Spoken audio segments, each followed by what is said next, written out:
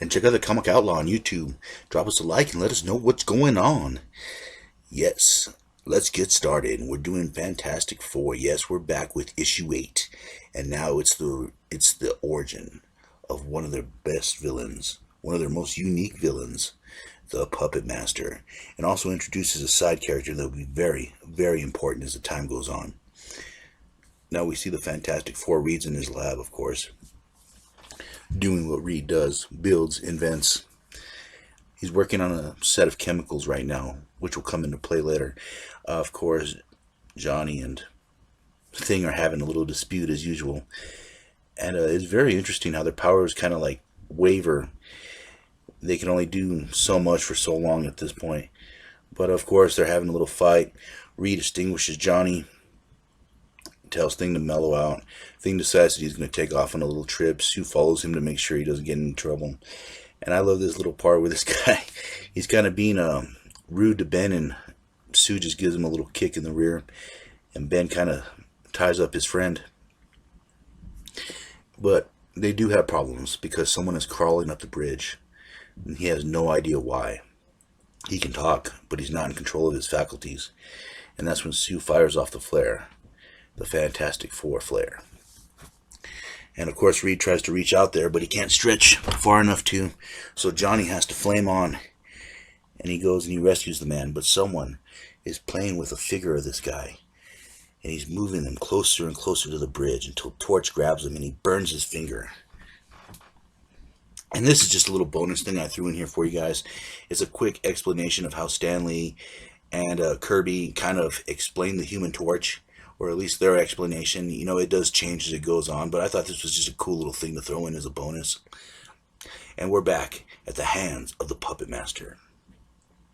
Now, this is Allison Masters. Keep in mind that she'll be very, very important as this series goes on. She's a blind girl, and that's her stepfather, the Puppet Master, who uses puppets to control people from radioactive clay. And from this radioactive clay, he's carved a model of Thing. Yes, the blue-eyed Benjamin Grimm himself he's taking control of. And now, with this radioactive clay, he's kind of controlling his actions, his motions. And he kind of threw on a gas mask on Thing, and he's basically taking control of his mind and his will, and he's also making sure that he's not followed. So he gassed the room, and of course Sue's invisible, but she needs air to breathe, so she passes out. Puppet Master dresses up his daughter like Susan in order to infiltrate the Fantastic Four. And of course he's testing Thing, making sure that his will is completely lost to the Puppet Master. Have him smash a hammer, and he takes Allison back. But the Puppet Master has his own plans. And he's planning a jailbreak.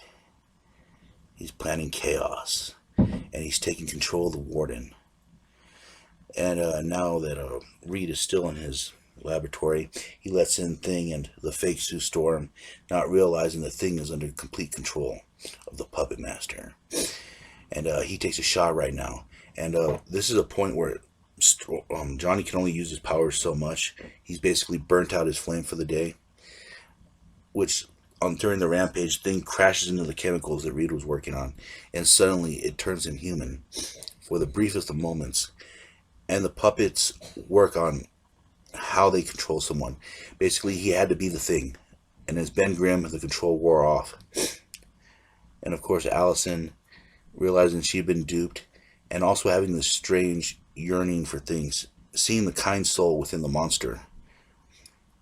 But we have other problems. The prison break continues. The prisoners are rioting. And the Puppet Master is having a ball. Now, Sue Storm wakes up, and this is one problem with the Puppet Master. He didn't take care of her. He didn't chain her up. So this is her own fault. This is his own fault. She wakes up, and she starts going invisible and starts heading out. But Puppet Master has a plan. He's already made a puppet of her. And grabs her legs, and she can't walk because he's squeezing onto the puppet. But it's just enough for her to get outside the door and fire off the flare gun, which calls the rest of the members of the Fantastic Four. And of course, they're dealing with Puppet Master's robotic puppets as well. He has robots. He does robots as well as a radioactive clay. And Puppet Master, of course, has a flying Pegasus, which he takes off on and tries making his getaway. Now, Torch tries going after him, but his Pegasus has rocket power. So they take off, and they realize that there's that jailbreak going on, so the Fantastic Four immediately goes to stop that. But the prisoners have the warden hostage, so it's getting hairier and hairier. But Human Torch decides to burn his way through the wall, burn his way up through the ground, pop up and grab the warden, moving him out of the danger, allowing the Fantastic Four to take care of the prisoners. And Thing to do what he does best. It's clobbering time. And Thing's just basically lifting a wall, sealing them in. And you really just don't want to mess with Ben Grimm. He's having a bad day. And he's just throwing prisoners around like it ain't no thing.